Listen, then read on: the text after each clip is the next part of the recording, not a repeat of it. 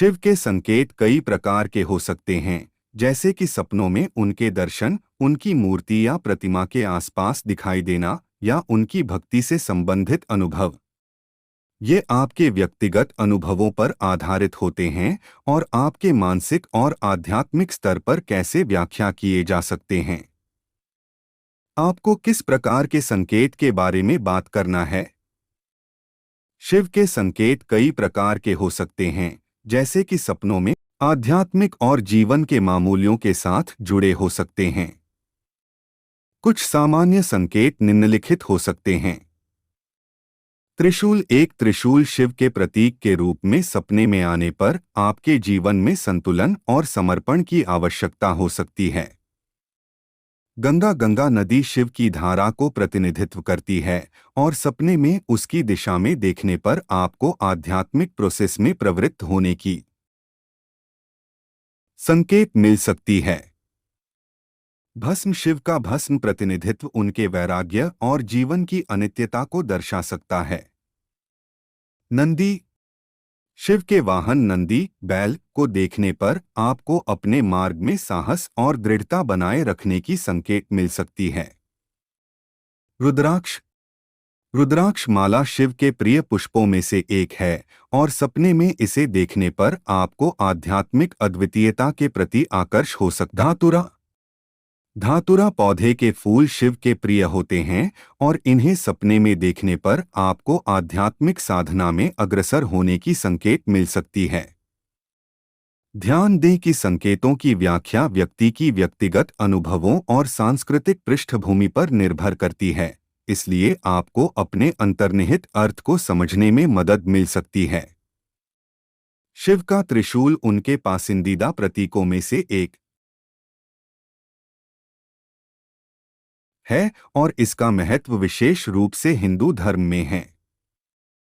यह 3 अंशों से मिलकर बना होता है: एक धारा, बड़ी लकड़ी, 3 धाराओं वाला चारखा, छोटा चक्की और त्रिशूल की प्रमुख कटारी। इसका कई महत्वपूर्ण अर्थ होते हैं। सृष्टि, स्थिति और सहाय। त्रिशूल का तीनों धाराओं के माध्यम से प्रतिनिधित्व करने का मतलब होता है सृष्टि ब्रह्मा, स्थिति विष्णु और संहार शिव। ये कार्य होते हैं और इनका यह संयोजन धार्मिक विचारधारा में महत्वपूर्ण होता है। ताप, अनुग्रह और नाश। त्रिशूल के तीनों धारे भगवान शिव की विभिन्न गुणों को प्रतिनिधित्व करते हैं। त्रिशूल की चारखा धारा ताप की प्रतिनिधिता करती है, जो संसारिक दुहकों को प्रतिष्ठित करता है। त्रिशूल की बड़ी धारा अनुग्रह की प्रतिनिधिता होती है, जो भगवान की दया और आशीर्वाद को दर्शाती है। और त्रिशूल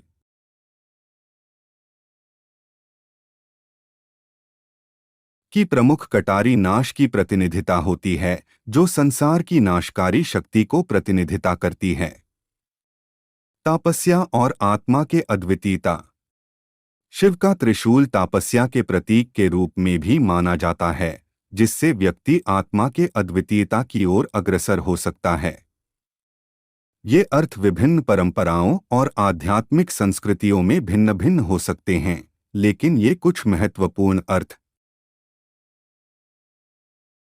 होते हैं जो शिव के त्रिशूल में प्रतिष्ठित होते हैं। भगवान शिव की कई कथाएं हैं जो विभिन्न पुराणों और धार्मिक ग्रंथों में उपलब्ध हैं। यहाँ एक प्रमुख कथा है, सती और शिव की विवाह कथा।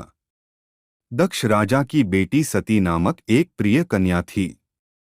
वह बड़ी भक्तिभाव से भगवान शिव की पूजा करती थी और उनका विवाह उनसे होने की इच्छा रखती थी। लेकिन उनके पिता ने शिव भगवान को उपयुक्त नहीं मानकर उनके विवाह को अस्वीकार किया।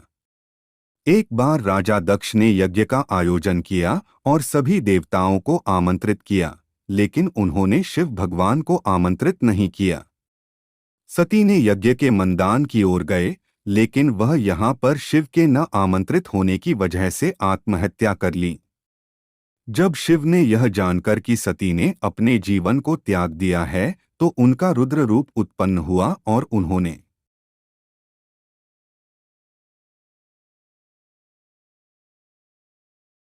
दक्ष राजा के यज्ञ को विनाश कर दिया। शिव का दुख और विषाद सती की मृत्यु पर अत्यंत गहरा था और उन्होंने सती की शव भिक्षा के लिए भटकते हुए शरणागत वत्सल विष्णु के पास ले जाएं। इसके बाद शिव ने सती के शरीर का एक भाग कट दिया और उसका विभाजन किया, जिससे 51 शक्तिपीठों की स्थापना हुई। इसके बाद शिव ने सती की आत्मा को अपने साथ लिया और उनके प्रतिष्ठान में परिवर्तित हो गए। यह कथा भगवान शिव के विवाह और सती के परिवार के विषय में है और इसका महत्वपूर्ण संदेश है कि आदर्श पतिव्रता की भावना और प्रेम का महत्व हमारे समाज में कैसे होना चाहिए। भगवान शिव और उनके वाहन नंदी के बीच कई महत्वपूर्ण कथाएं हैं। यहाँ एक प्रसिद्ध कथा है, नंदी की तपस्या। एक बार की बात है, भगवान शिव ने अपने वाहन नंदी से कहा, नंदी, मैं चाहता हूं कि तुम जमीन पर तपस्या करो और भगवान विष्णु की महिमा का गान करो। नंदी ने इस आदेश का पालन करते हुए वन में तपस्या करना शुरू किया। वन में उसकी तपस्या का शब्द पहुंचता है और भगवान विष्णु प्रकट होते हैं। विष्णु नंदी की तपस्या की महिमा की प्रशंसा करते हैं और उनसे वरदान मांगते हैं। नंदी कहते हैं कि उनकी एकमात्र इच्छा है कि वह हमेशा शिव के पास रह सकें और उनकी सेवा कर सकें। विष्णु नंदी की भक्ति और समर्पण को प्रसन्न होते हुए उन्हें वरदान देते हैं कि वह हमेशा शिव के पास रहेंगे और उनकी सेवा करेंगे। इसके बाद से ही नंदी भगवान शिव के निकट रहकर उनकी सेवा करते रहे और वे उनके विश्वासयोग्य वाहन बने। इस कथा से हमें यह सीखने को मिलता है कि भक्ति, समर्पण और सेवा में लगाव हमें ईश्वर के प्रति निष्ठा को महत्वपूर्ण बनाते हैं। नंदी की भक्ति और समर्पण ने उन्हें भगवान शिव के निकट बनाया और उन्हें उनकी सेवा करने का मौका दिलाया। शिव और कैलाश पर्वत का संबंध हिंदू धर्म में बहुत महत्वपूर्ण है। कैलाश पर्वत भगवान शिव की प्रमुख निवास स्थली माना जाता है और यहाँ की विशेषता कई कथाओं और पुराणों में वर्णित है। कैलाश पर्वत की कथा। कई पुराणों के अनुसार भगवान शिव और पार्वती देवी ने एक दिन बातचीत करते हुए गर्मी से परेशान हो गए। तब उन्होंने एक कैलाश पर्वत की ओर नजर डाली जो तहलीला दिखाई दिया और उन्होंने तय किया कि वे वहां जाकर आराम करेंगे। इस पर्वत के विशाल आकार और उसकी शांति ने शिव और पार्वती को प्रभावित किया। उन्होंने इसे अपने आध्यात्मिक साधना के लिए चुना।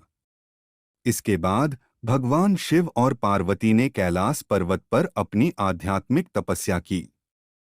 इसके परिणामस्वरूप कैलाश पर्वत भगवान शिव के प्रिय निवास स्थल बन गया। इसके अलावा कई पुराणों में यह भी उल्लिखित है कि कैलाश पर्वत पर ही भगवान शिव ने माता सती का अंतिम संस्कार किया था। कैलाश पर्वत की ऊंचाई और उसकी प्राकृतिक सुंदरता का चित्रण अन्यान्य पुराणों और आध्यात्मिक ग्रंथों में भी किया गया है और यह धार्मिक महत्व के